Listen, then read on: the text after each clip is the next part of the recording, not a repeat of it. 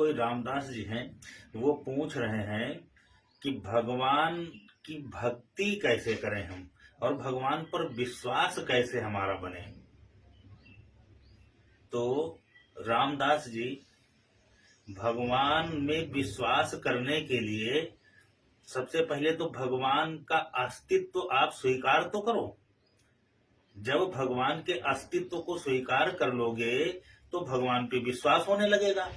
अब अगर भगवान का अस्तित्व आपको स्वीकार नहीं हो रहा है तो आपके मन का विकार है, ये मानसिक बीमारी है। तो उस मन के विकार को दूर करने के लिए आपको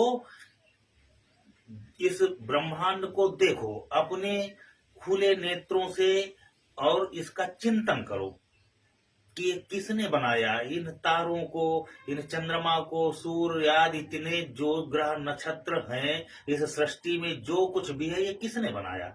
इस धरती को, इन पेड़ पौधों में कौन रंग भरता है, कौन इनमें कौन सा फल लगेगा, उस फल का स्वाद कौन निर्धारित करता है, कौन इस संसार को चला रहा है, कौन इस आकाश में तारा मंडल को नियंत्रित कर रहा है कि जो आपस में टकराते तक नहीं, कौन इनकी समय सीमा निर्धारित करता है कि कौन नक्षत्र कब निकलेगा, कौन ग्रह कब निकलेगा, सूर्य कब निकलेगा, सूर्य अस्त कब होगा, चंद्रमा कब निकलेगा। ये सब चीजें जब आप गौर करोगे तो भगवान के शक्ति का, भगवान के ऊपर भरोसा जगेगा।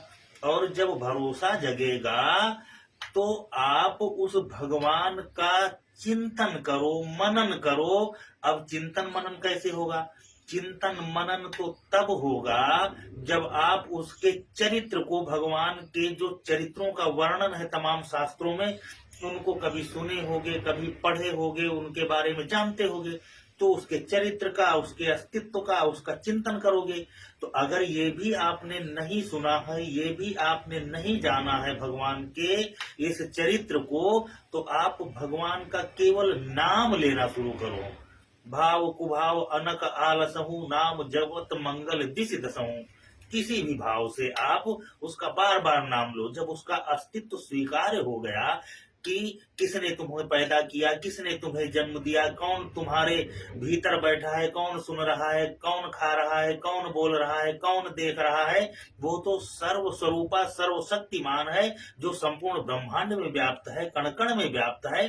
जब उसके अस्तित्व को स्वीकार कर लिया तो उसके उन नामों का, जो दिव्य नाम है, किसी भी कोई भी स्वरूप हो, देवी का हो, देवता का हो, या जो भी स्वरूप आपको अच्छा लगे, उस स्वरूप का आप चिंतन करके उसका नाम लेना शुरू करो। उसका स्वरूप कैसा है तो सब लोग जानते हैं कि भगवान विष्णु का स्वरूप क्या है, जैसे आप चित्रों में देखते हैं। लेकिन चित्र कौन सा हो?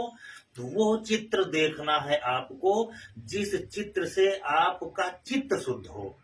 अब चित्रकारों ने ऐसे ऐसे चित्र भगवान के बना दिया है कि जिनको देख करके ही और जो मन की श्रद्धा होती है, विश्वास होता है, वो भंग होने लगता है।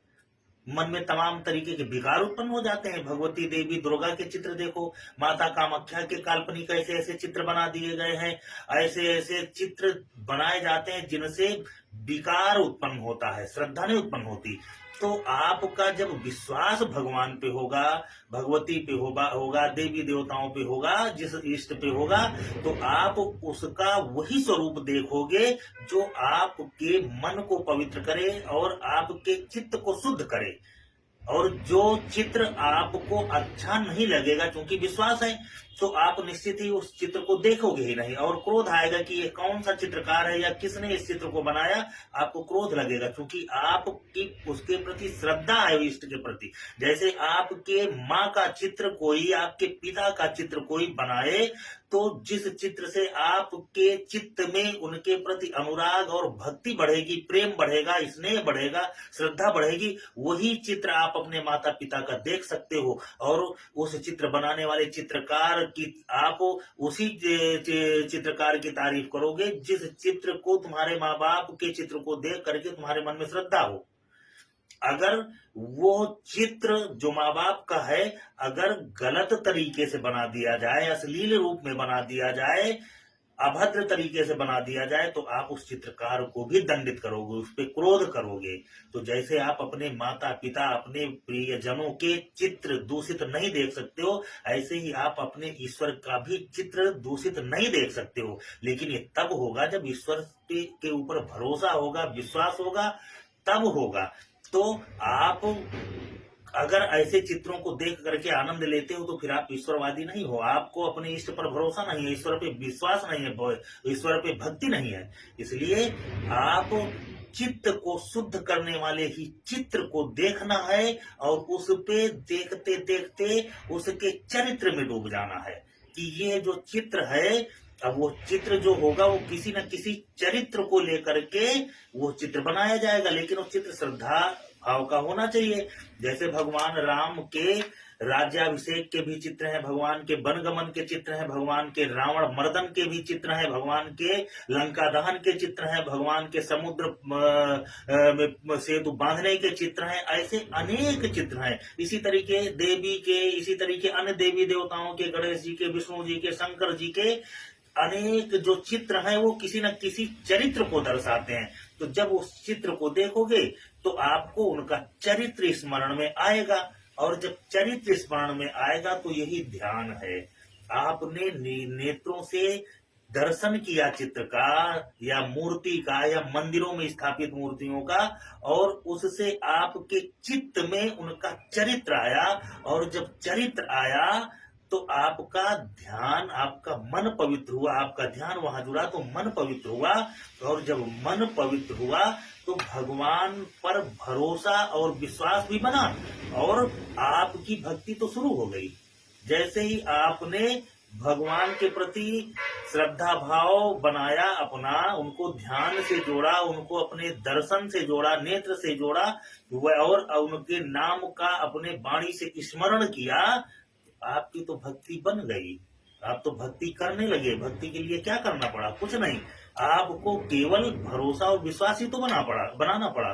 और जब तक आप विश्वास ही नहीं बनाओगे तो फिर साक्षात भगवान खड़े हो जाएं आपके सामने, तब भी आप भगवान पे भरोसा और विश्वास, भक्ति के बिना जान ही नहीं पाओगे, भक्ति बन ही नहीं पाएगी।